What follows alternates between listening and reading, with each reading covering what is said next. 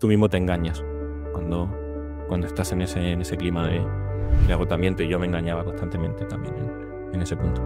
Y luego, sí, como miedo, ese miedo que te paraliza, que dices, a ver si haciendo algo meto la pata o no lo hago bien, como falta de confianza. ¿Alguna vez os ha pasado que el miedo os ha llegado a bloquear? Hoy hablaremos del miedo, de cómo controlar lo incontrolable, de cómo nos puede llegar a bloquear y condicionar nuestra forma de ser y de actuar, de cómo podemos llegar a caer en una espiral que nos lleva a dejar de ser quienes somos e incluso a quemarnos. Hablar del miedo no es fácil, no lo es porque obliga a plantearse qué lo ocasiona y qué implicaciones tiene. A muchos nos bloquea el miedo a no hacerlo bien, a no cumplir con las expectativas que depositan en nosotros, a fallarle a nuestra familia, a la muerte, en fin, a muchas cosas. Incluso creo que cada persona tiene sus propios miedos. A vosotros, por ejemplo, ¿os da miedo perder vuestro trabajo? ¿Qué sensación os genera la posibilidad de que, de un día para otro, os podáis quedar sin él, que se esfume? ¿Es miedo? ¿Es ansiedad? ¿Es un bloqueo? Puede ser que perder el trabajo nos paralice porque no puede ser una opción, ya sea por la necesidad de generar dinero o de no fallarle a nuestro entorno, o incluso peor, del qué dirán. Hoy tengo la suerte de entrevistar a Juan Rodríguez Talavera, Product Maker en Minimum Run. Nos contará su caso, de cómo el miedo le dominó y le bloqueó, de cómo le llevó a una espiral que fue a más, cómo incluso dejó de disfrutar. Por suerte, las historias suelen tener final feliz. El suyo es uno de esos casos. Muchos aprendizajes de cómo no dejar que el miedo te domine en tu entorno laboral y personal, de aprender a gestionarlo, tanto en lo profesional como en lo personal. Os dejo con el episodio de hoy, Miedo por defraudar, bloquearse por miedo. Muchas gracias, Juan, por contarnos tu caso. Hola, Juan, ¿qué tal? Bienvenido al podcast de Al Borde del Burnout. Cuéntanos, ¿quién es Juan? ¿De dónde sales? ¿Qué tal, Miguel Ángel? Pues lo primero que tengo que decir es darte las gracias por este proyecto, porque quizá a lo mejor algunas personas que nos estén escuchando pues se sentirían identificadas con lo que estamos contando, y es un tema que la gran mayoría de personas que tengo yo en mi entorno les afecta, pero que por timidez o por las razones que sean, pues no se sienten con la total confianza como para poder hablar de ello. Así que nada, darte las gracias por este espacio. Y luego, en cuanto a mí, pues nada, soy Juan Rodríguez Talavera. En cuanto a aficiones, me gusta la fotografía, la música, viajar, nada fuera de lo normal. Y luego en el aspecto de trabajo, no sé si mi trabajo es vocacional, porque dentro de todo lo que puede hacer pues una persona para ganarse la vida, a mí me encanta lo que hago, me gusta mucho, y puede que quizá por eso en algún momento me exigiese más de lo debido. No lo sé, es algo que también pues he tenido que analizar y ver un poco pues casuísticas que ha pasado, si estoy dedicando mucho porque me gusta o por otras razones. Y básicamente más o menos eso. O sea, no sé si es de un punto de vista vocacional y a nivel mío, no sé, aficiones normales. Qué bueno, Juan. Bueno, primero de todo, gracias. Sobre todo, bueno, no tanto por el reconocimiento que me haces, sino gracias a ti por quererte abrir, ¿no? Y contar tu caso. Y esperamos que todo lo que pueda salir de esta conversación pues sirva, ¿no? Sirva a gente que se pueda sentir identificada, no hace falta al 100%, pero que, bueno, si ven patrones que se están repitiendo, ¿no? En su día a día y eso les sirve para identificarlo, y luego, que lo hablaremos un poco más adelante, pues para darle solución, ¿no? Dar solución a algo que, bueno, lo llamamos burnout, y ahora veremos cómo tú, qué entiendes tú por burnout, pero cómo estamos empezando a normalizar situaciones, comportamientos, ¿no? Desgastes profesionales, personales, como algo normal, y que ojalá este podcast ayude un poco a eso, ¿no? A identificarlo y que no sea el nuevo normal, ¿no? Justo. Juan, para ti, ¿qué es el burnout? ¿Cómo tú lo identificas o cómo lo defines? Pues para mí sobre todo es, resumiéndolo muchísimo, es un cambio de comportamiento. En mi caso fue como estar bloqueado.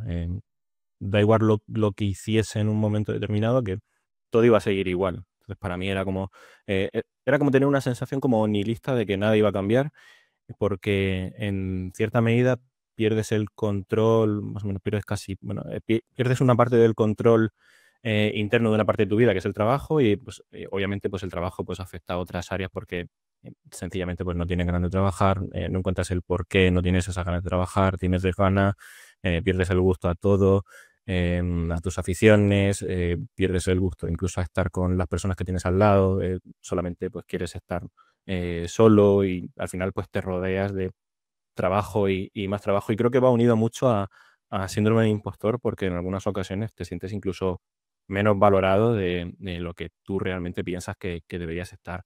Entonces, por resumirlo en, en algo muy concreto, creo que es esa desgana y esa pérdida de dejar de lado muchas cosas porque al final te hacen feliz. En mi caso, pues fue dejar de lado deporte, dejar de lado aficiones, dejar de lado lo que te comentaba antes de la fotografía, viajar. Se convirtió en mi vida 100% trabajo. No sé si pues trabajaba como 20 horas más a la semana, 2 horas más al día, entre 2 y 3 horas, que es bastante, pero mi caso fue centrarme 100% en eso. Al final vivía solamente para salir a trabajar, iba al gimnasio, me subía en la bici y a los 5 minutos me bajaba y decía, no puedo porque tengo el trabajo en la cabeza y tengo que dar pues, solución a a las tareas que tengo y tengo que sacarlas. Y en tu caso aún comentas que tú te despertabas y aún tenías la ocasión de ir al gimnasio, que entiendo que en cierta manera era hasta una forma de desfogue y de desconectar por un rato, pero luego ya la vorágine del día a día y días interminables, ¿no? De trabajo. Sí, pero porque iba al gimnasio, pero por algo mecánico, por un hábito que ya tenía. Pero realmente, como te comento, no lo disfrutaba. Simplemente iba al gimnasio, me montaba en una máquina de vicios o steps o lo que sea. A los 5 minutos decía, vale, que tengo que entregar un informe, o tengo que hacer un análisis, o tengo que, no sé, llamarlo tarea X, tengo que hacer esta tarea. Y estabas pensando en eso, no estabas pensando en disfrutar, o no sé si salías un fin de semana, incluso el domingo tu tema de conversación era trabajo. Sí. Juan, por dar un poco de contexto, ¿no? A todos los que nos puedan estar escuchando y que puedan entender bien, ¿no? Tu situación. En ese momento que empiezas a sentirte así, ¿qué peso llevabas en tus hombros? O sea, por cuantificarlo y poderle dar cierta magnitud a ese tipo de burnout que tú sufriste. Pues quizá a lo mejor pueda parecer poco, pero el peso que llevaba era el de no decepcionar a quienes me estaban rodeando. Eh, Porque además, por poner más en contexto, fue una temporada, la pandemia, bueno, estábamos encerrados en casa, confinamiento y todas las noticias que yo veía eran noticias negativas que inundaban los medios de comunicación, ERES, despidos, había muchísimo pesimismo. Y mi carga en ese momento, al menos la preocupación que yo tenía en la cabeza era no decepcionar y tener ese miedo, esa decepción a perder el trabajo. Y al final es ese miedo el que te bloquea, lo que estaba comentando antes, que para mí el burnout fue como esa sensación de estar bloqueado, pero porque sobre todo tenía miedo a perder el trabajo en ese punto. En otros ámbitos estaba muy bien, casa, amigos, pareja, familia, todo estaba bien, pero fue un momento en el que solamente podía enfocarme en trabajar y mi día a día consistía en ello. Incluso cambié de trabajo en ese momento y aún así no lo conseguí porque tenía miedo a decepcionar a la gente que estaba al lado. Joder. Y dentro de ese proceso, porque al final el burnout parece que aparece como, ¿no? De repente, pero ¿tú cómo fuiste detectando? ¿No? No sé si fue algo más interno o incluso externo de alguien que te lo dijera. ¿Cómo empezaste a notar ese desgaste que a su vez alguien te dice, no, te dices a tú mismo, ostras, aquí está pasando algo que no está bien? Pues fíjate que creo que no es una sensación de la noche a la mañana y no sé si no quería verlo, pero en ciertos momentos era pues esa sensación que venía arrastrando de hace años. En ese momento, cuando ya entramos en confinamiento, también en confinamiento de decir que era trabajando en casa sin poder salir, pues obviamente tu cabeza se centraba 100% en eso, entonces si ya algo, había una sensación que arrastrabas, ahí se magnificaba totalmente. Y creo que al final lo normalizan muchísimo. Cuando estás en esa sensación, estás agotado, no sé, como en mi caso al menos que soy una persona que gasta bastante bromas, hace bastantes memes en el trabajo, me gusta crear ese buen ambiente. Es como que no te ríes en el trabajo, también pues el COVID, como decía, pues afectó y esa sensación de quedarme sin trabajo, pues también afectó negativamente a ello y mi defensa en ese momento fue trabajar más en ese punto. Entonces, ¿cómo lo detecté? Creo que no es una sensación de la noche a la mañana, sino que pues poco a poco te vas habituando a esas veganas hasta que un punto hay algo que te dice, quizá a lo mejor no es lo que yo quiero, no es la vida que yo quiero, no sé, a lo mejor es comer mal, em, verte peor, engordar, porque vas al gimnasio, al final sales del gimnasio, llegas a casa y no has hecho prácticamente nada, no sales, estás todo el día en casa. eh, es como esa sensación de estar siempre de resaca cuando era joven, pero ahora en este momento estar todo el rato con el agotamiento y la desgana. Y aparte de en el ámbito profesional, ¿no? Esa desgana, ¿te afectó también a nivel personal? O sea, ¿crees que en tu entorno se dieron cuenta y a su vez tú lo proyectabas en ellos? Pues yo creo que si profesionalmente tienes esa sensación de soledad por sobrecarga, en la parte personal, em, personalmente cambios. También porque esa sensación de soledad sobre la carga y de pensar que a nadie más le importa la carga que tú tengas a nivel profesional, eso te hace pues estar más irascible y ser un hombre. En mi caso, pues, me cambió el ánimo igual.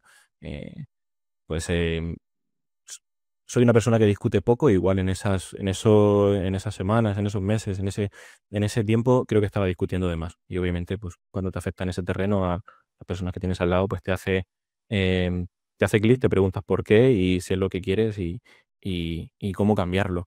Creo que incluso también afectó a tener como una baja autonomía, como estar todo el rato dependiendo de la aprobación del resto de personas. En este caso, pues puede ser, no sé, pues tu pareja o amigos y demás, pues tienes también, te afecta en ese terreno, incluso en esa baja, en esa baja autonomía, porque aunque estés en una empresa, un entorno con muchísima libertad, tú mismo te engañas cuando estás en ese clima de agotamiento, y yo me engañaba constantemente también en ese punto.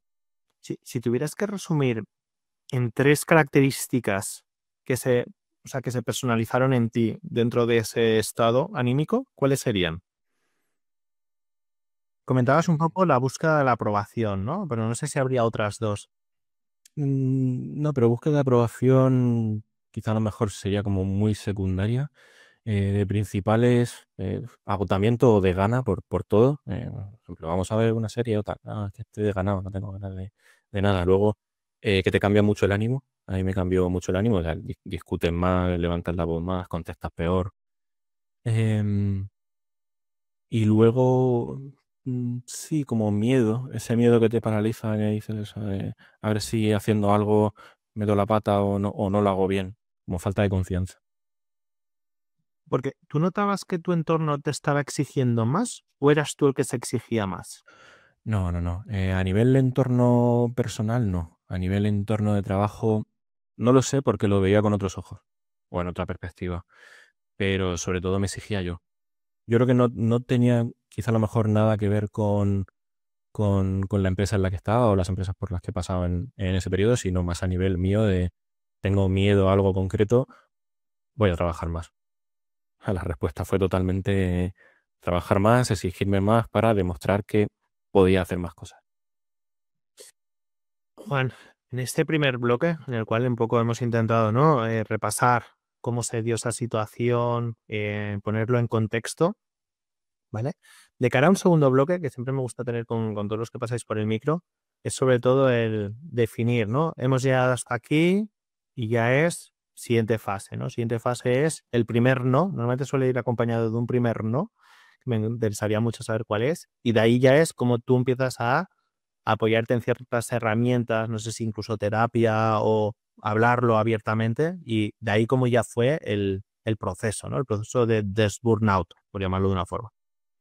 Sí, no sé si en mi caso hubo un no, pero si tengo que decantarme por un no, sería por no querer estar como te describí antes, no trabajar a deshoras. Había momentos en los que, como te comentado antes, terminaba, me iba a dar un paseo y decía, venga, un paseo de una hora, pues al final no era una hora, vuelta a la manzana y otra vez para casa para abrir el ordenador. Em, Al final, no sé si un no o fue un sí más sí a quiero cuidarme más, sí a quiero disfrutar el tiempo libre, sí a quiero divertirme en el trabajo, sí a quiero reírme en el trabajo, porque también pues tenía, pues, quizá a lo mejor cuando te juntas con un ambiente, lo hablas y te juntas con un ambiente que no es tan positivo, tú también te impregnas de ese ambiente positivo. Ahora me gusta ser como más positivo, es si ocurre algo, tenemos un fuego en el trabajo, verlo desde un punto de vista positivo de tenemos tiempo para solucionarlo. No os preocupéis que tenemos tiempo. Antes era callarse siempre en ese pesimismo de tienes algo malo y es como ¿qué hacemos ahora? Joder, entonces ya te pones como a gritar, te pones a discutir con compañeros y de ahí no sacas nada en concreto. Es como que elevas la tensión y si elevas la tensión, tus compañeros elevan la tensión, tú te la elevas, te exigen más. O sea, al final tienes como esa opresión. También a mí, yo sentía muchas veces como esa opresión en el pecho de, joder, no sé qué hacer. Y mi respuesta era como te comentaba antes, hacer más, no descansar. Y al final, si no descansas, vas hecho un zombie por ahí. Y en ese afán por hacer más, ¿cómo dejaste de hacer más? ¿Y hiciste menos? ¿O cómo te lo planteaste? O sea, es decir, ¿cómo fue tu plan de transición? Pues mira, lo primero que hice en ese punto, además de la noche a la mañana, entiendo que habrá momentos o situaciones o empresas en las que puedas cambiarlo. Mi punto para cambiarlo, porque ya lo venía arrastrando, bueno, venía arrastrando temas de inseguridad y demás en otras empresas, fue directamente dejar el trabajo que tenía. O sea, no comentarlo, directamente dejar el trabajo de la noche a la mañana, acepté otra oferta porque quise cambiar de forma radical. Y eso no quiere decir que quien nos esté escuchando pues tenga que hacerlo, sino que si puedes hacerlo en tu ambiente, proponer y esperar cambios. Y si no, pues buscarlo fuera. Yo en mi defensa fue directamente salir de ese entorno, cortar de raíz con ese entorno de trabajo. Y si no hablamos de ambiente de trabajo, al final lo normalicé un poco pues como estamos haciendo ahora, hablar con otras personas. Siento que el primer cambio es recuperar el control del resto de ámbitos y recuperar el control también de esa parte de trabajo, normalizando las cosas. Cuando las normalizas es cuando te ves también en el espejo de otras personas. Y aparte de normalizar, ¿utilizaste algún método más? Hay gente, por ejemplo, que me comenta que se desinstaló Twitter, por ejemplo. Sí, no es tanto desinstalar, sino sí que me quité notificaciones de todo. Me ayudó también a relajarme. No tengo notificaciones prácticamente de nada, bueno, solamente de WhatsApp de mis padres, mi pareja y poco más. No tengo notificaciones de nada, aunque sí que entro muchísimo en redes sociales, pero yo creo que las notificaciones también alivian un poco la ansiedad y no la magnifica. Entonces yo sí que me quité todas las notificaciones. Además fue un cambio grande, cambio de trabajo, adaptarte a un nuevo trabajo, eliminarte notificaciones. También yo antes usaba muchísimo el ordenador del trabajo para mi uso personal. Eso también fue como otro cambio de, vale, voy a dejar de usar el ordenador del trabajo para uso personal porque ahí tengo todo el trabajo, voy a usar mi propio ordenador. Que puede parecer una tontería, pero ya cambiar de ese ambiente a mí me supuso mucho. Y sé de gente que utiliza pues, el ordenador trabajando en remoto de la empresa como su uso personal. Yo fue un cambio que quise hacerlo porque te metías y ya veías Slack y era como, a ver qué han dicho. Y ya tienes en mente el trabajo. Sí, el 24/7 interminable, ¿no? Nunca paras, siempre hay un poco más. Bueno, y a ver qué dicen, y a ver qué no dicen, y uy, ha saltado este fuego, venga, vamos a intentarlo solucionar, ¿no? Total. Conozco bien esa experiencia. Hay dos temas que me interesan mucho. El primero hablas de la ansiedad, ¿no? Y es cómo la gestionaste, ¿vale? Y si tu ansiedad ahora mismo sigue igual o no. Y por otro lado, y quizás un poco jugar con ventaja, porque sería toro pasado, pero en esa situación que tú tomaste quizá un camino drástico, que es corto por lo sano, me cambio de trabajo, salgo de aquí. Si no hubieras tenido esa opción de salir, ¿crees que hubieras tenido herramientas o hubieras podido plantear una situación en la que reconducir esa situación dentro de ese equipo o ese proyecto en el que estabas? No lo sé, quiero pensar que sí, no lo sé, pero quiero pensar que sí. Al final fue algo que luego con el paso del tiempo he hablado con antiguos compañeros y les he contado más o menos cómo me sentía y por qué, porque en una semana estaba con todo el equipo de reunión de fin de trimestre y a la semana siguiente ya estaba fuera de la empresa. O sea, en ese momento ya estaba planteándome irme, no levanté la mano ni dije, oye, me pasa esto. Quizá a lo mejor ahí estuvo un primer fallo mío, pero quiero pensar que sí, que si a lo mejor hubiera levantado la mano, hubiera propuesto mejoras, puede que algo hubiera cambiado, por supuesto. Lo digo sobre todo para todos los que nos estén escuchando, que no siempre el camino drástico es el camino a seguir. que es, oye, valorar un poco situación, ¿no? Ver si esa situación es reconducible o no, y en caso de que lo sea, pues oye, tomar acción. Y a veces es simplemente hablarlo en abierto, ¿no? Y sobre todo, pues para managers que tienen que dirigir equipo, que a veces, oye, un manager no tiene la visibilidad de lo que le está pasando al equipo y le exige, pero en contraposición está quemando al equipo sin quererlo, ¿no? O queriéndolo, también depende de los proyectos, o incluso viceversa, ¿no? El miedo de, como empleados, de contarle a nuestros managers, decir, oye, tengo una situación, tengo un problema, ¿no? Y que a veces, no digo que sea el camino fácil, porque también al final tú estabas saltando sin paracaídas a, bueno, lo dejo y vamos a ver qué pasa, pero que a veces intentar buscar ese punto intermedio puede salvar situaciones, ¿no? Que a veces tomamos el camino drástico porque nos creemos que es el único que hay. Sí, yo creo que es más como establecer dinámicas. Dinámicas para, por ejemplo, que las one-to-one no sean solamente para preguntar sobre trabajo, sino que sean pues dinámicas para, no sé, conocerte personalmente, lo que te gusta, cómo estás, y que al final el manager pues escuche abiertamente a la otra persona y cree como ese clima de confianza y seguridad en el que pues la otra persona se pueda expresar, porque al menos en mi caso me ayudó mucho también compartirlo en círculos cercanos. Al final con gente con la que yo grabo conversaciones o luego también al final incluso escribir sobre ello, también me ayudó muchísimo en esa parte. Y también a raíz de esas conversaciones, pues lecturas que me iba recomendando la gente, pues siempre, pues al final con esa, como con esa filosofía estoica de preocuparte sobre lo que puedes controlar y no tanto sobre pues, lo que no está a tu alcance, pues que en mi caso pues, fue una pandemia. Pues ¿cómo controlo eso? Pues al final es imposible. Entonces, preocuparte por lo que puedes controlar. Pues si hay algún cambio de pues, alcance en un proyecto, pues, no lo puedo controlar. Yo puedo controlar el hacerlo, en dar lo mejor de mí en el momento, en las horas que tengo dedicadas para ello. Eso sí que lo puedo controlar, pero más allá no puedo. Y me parece un tema súper interesante el que comentas, ¿no? De qué podemos controlar y qué no podemos controlar. A día de hoy, ¿cómo controlas lo incontrolable? Es decir, ¿cómo afrontas esa situación? Pues yo creo que quizá lo mejor es esa parte más estoica, que creo que es una filosofía relevante para momentos pues complicados, pero yo sobre todo lo que he puesto han sido barreras, o bueno, barreras, he delimitado pues el tiempo de trabajo y sobre todo lo que hago ahora es dar como mucho seguimiento de dónde estoy, de qué tarea, en qué tareas necesito ayuda, en qué tareas puedo delegar. Entonces, en ese punto sí que me ayuda quizá a lo mejor a controlar pues esa ansiedad de tengo que entregar un proyecto en determinada fecha. Vale, no llego porque no llego, pues tengo que pedir ayuda. Que antes quizá a lo mejor era algo que no hacía también por ese miedo a decepcionar.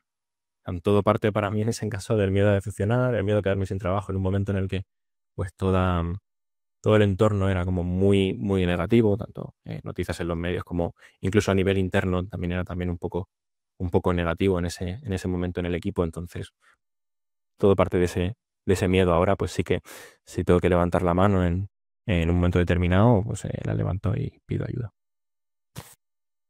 Juan, estás tratando un tema bastante delicado, que es la gestión del miedo, ¿no? ¿Ahora mismo sigues con ese miedo o has trabajado para que no te suponga tan bloqueante en tu día a día?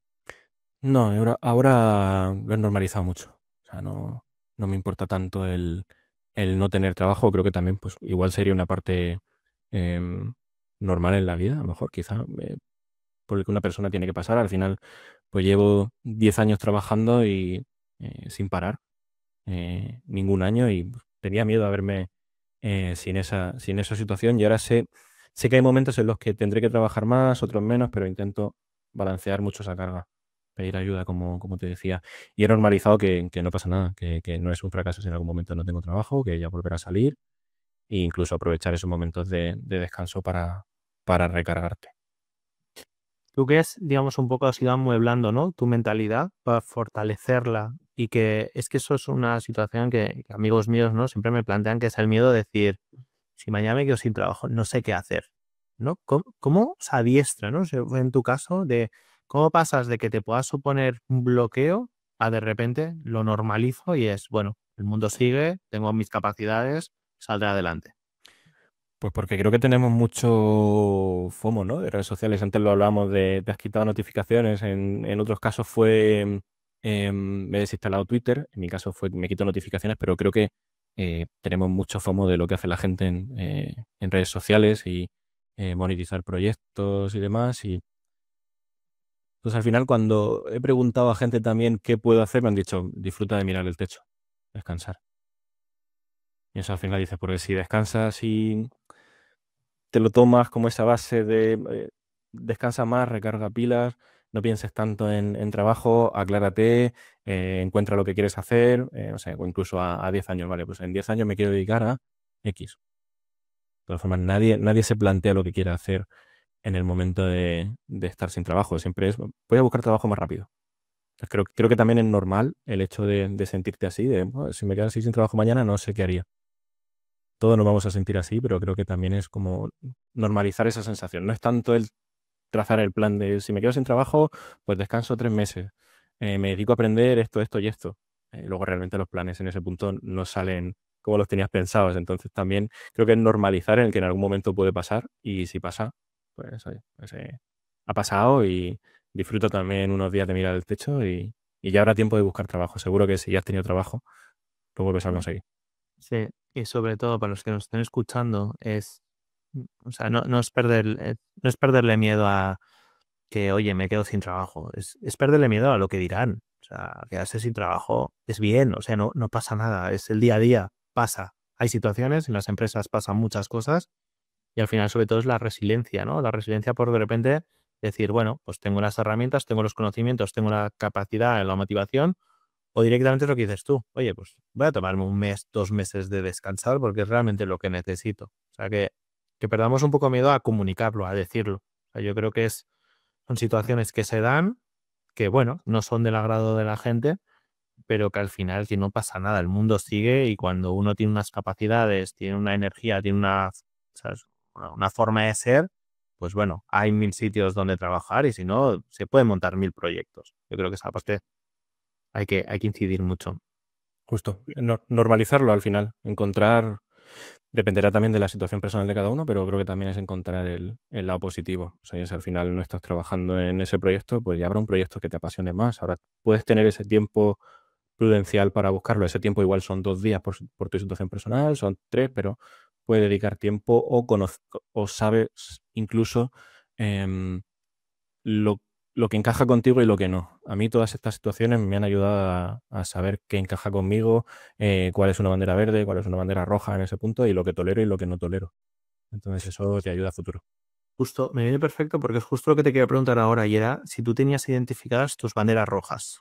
Decir, oye, a mí, tanto personal como profesional, decir, oye, hasta aquí. O sea, yo puedo admitir esto, pero esto ya se sale y para mí no, pongo un stopper a esta situación.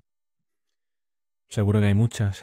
Por ejemplo, mensajes a deshoras, más de, no sé, 5 o 6 reuniones al día, no tener, quizá a lo mejor, no un plan de carrera, pero sí saber qué se espera de ti en determinados puntos, el, el que no se valore tu opinión y siempre pues, se cuente con la opinión de los managers. Para mí creo que, al menos en mi caso, me gusta tanto sentirme valorado en ese punto como saber que estoy aportando a una causa como más global. Entonces, todo lo que no sea eso, para mí son banderas rojas. Me gusta siempre un entorno más colaborativo y fomentar pues esa cultura de la colaboración, el buen ambiente y demás. Por eso hablaba antes de que, bueno, me gusta crear ese buen ambiente y al final, pues yo soy una persona que le gusta, le gusta mucho hacer bromas en el trabajo, chistes, memes, generar ese buen ambiente que creo que también es compatible con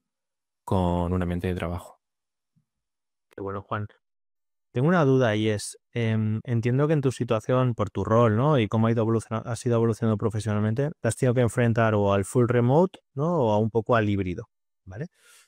¿Cómo lo has gestionado? ¿Vale? Y para que nos puedas también contar un poco tu caso, de decir, oye, ¿cómo gestiono, ¿no? Y pongo límites a una situación que a mí personalmente me ha pasado muchas veces, decir, de repente me veo en remote y es que estoy trabajando muchísimas más horas porque ni yo mismo soy capaz de ponerme freno a mi día a día, ¿no? Y tú decías incluso de cambiar ordenadores, pero ¿cómo ha sido en tu caso?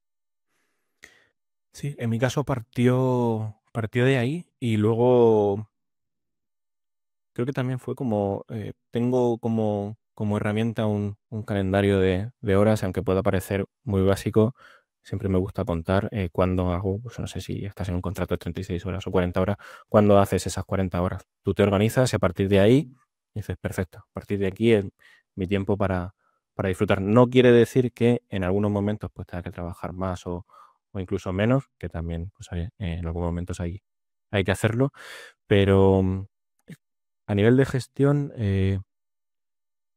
sobre todo en full remote, lo que suelo hacer, sobre todo lo que empecé haciendo también para desconectar, pues acabar de comer, darme un paseo porque no tengo a mis compañeros, porque en full remote, pues obviamente te vas a sentir más solo porque no tienes a tus compañeros al lado, no puedes tomarte un café con ellos.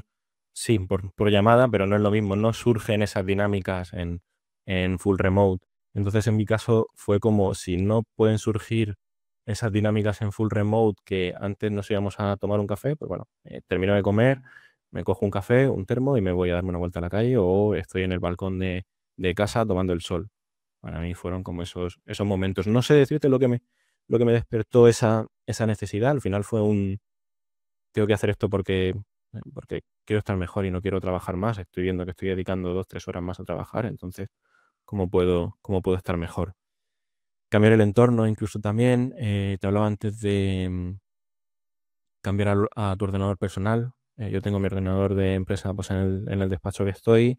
No seguir en el despacho, sino coger el ordenador, irme al sofá. Para mí ya era un cambio completamente diferente en ese sentido.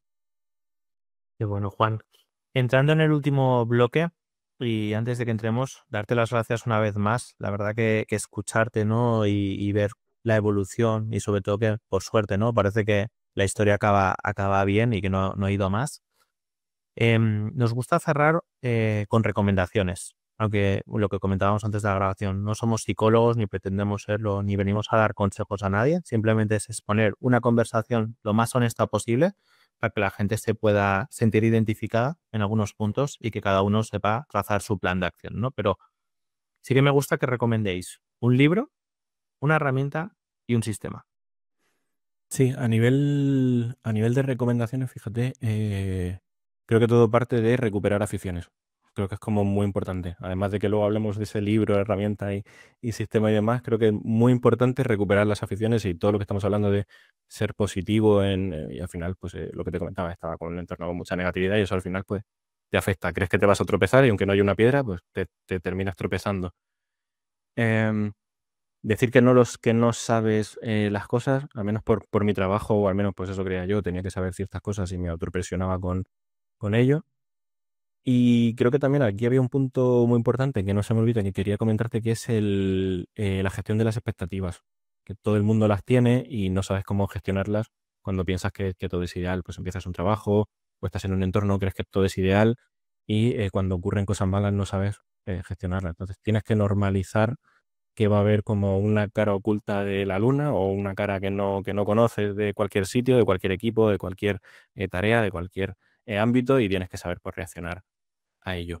Y luego, en cuanto a libros, pues tengo justo aquí al lado, había algunos, durante un tiempo estuve leyendo mucho sobre psicología, me estuve comprando muchos libros de bolsillo, sobre todo de Robin Sharma, y tengo aquí El monje que vendió su Ferrari, que lo tengo, bueno, no se están viendo, pero lo tengo con un montonazo de páginas con notas. No sé, a mí, pues al menos me ayudó. La gente suele decir que los libros más espirituales no ayudan, pero no sé, en mi caso me relajaba tener estos libros. Luego, en cuanto a herramientas, como comentaba antes, yo tengo un calendario en el que voy apuntando no solamente las horas de trabajo, sino también cómo me siento a lo largo de los días y luego voy comparando los años. Tengo pues desde 0, eso es un día normal, 1 es un día bueno, 2 es muy bueno, -1 es un día malo, apunto por qué, incluso también apunto el porqué de los días buenos y luego pues un -2 ya es un día horrible, voy apuntando siempre el porqué que me ha desembocado esa sensación, sobre todo para poder ver un poco cuál es la nota final de mes, si se voy mejorando, voy empeorando y si se van repitiendo los patrones. Eso lo hago desde finales de 2020, yo creo. aproximadamente. Y por suerte lo tengo todo apuntado ahí. Por ejemplo, si pasaba con el trabajo, si trabajaba más, si estaba un día, no sé, hasta las 10 de la noche con una presentación, pues lo tengo todo ahí apuntado. Y por suerte, como lo tengo, también tengo pues, algunas acciones que hacía, como, venga, mañana dejo de trabajar a las 5 y apuntaba si lo conseguía. Entonces, esa herramienta a mí me ayuda a tener como un histórico. Y luego, sistemas. No soy mucho de sistemas, pero me leí también en aquel entonces Hábitos Atómicos y me ayudó mucho porque el autor, James Clear, decía, si quieres provocar un hábito como por ejemplo irte al gimnasio, pues déjate las zapatillas en la puerta de casa y eso te ayuda cuando salgas de trabajar, en mi caso salir de la habitación y ver el salón y la puerta de casa, veo las zapatillas y digo, vale, venga, voy a ir al gimnasio. Puede parecer muy simple, pero generarme a mí esas cosas del calendario, dejarme las zapatillas o la ropa de deporte a la vista siempre, a mí me ayudaba, me hacía como un clic de, vale, ahora hay que hacer deporte y desconectar. A veces las cosas más simples son las más efectivas. Nos pensamos que hay que, ¿no?, darle demasiadas vueltas a las cosas, hacer cosas complejas y lo sencillo es lo más efectivo. Total, de hecho no me funcionaba el crearme alertas en el móvil. Alerta de gimnasio. No te va a funcionar porque la pospones. Es como la alarma, las 5 alarmas que te pones para despertarte a las 9 de la mañana. No funciona ninguna. Pero ves las zapatillas ya fuera de sitio o te generaba un toque de desorden o todo lo contrario de, vale, me las voy a poner y me voy a ir ya. Sobre todo para que no estén aquí. Yo creo que te voy a copiar lo de las zapatillas. Pasa que las tendré que poner en altura, o si no mi perro las va a morder y me voy a quedar sin zapatillas. Pero lo intentaré.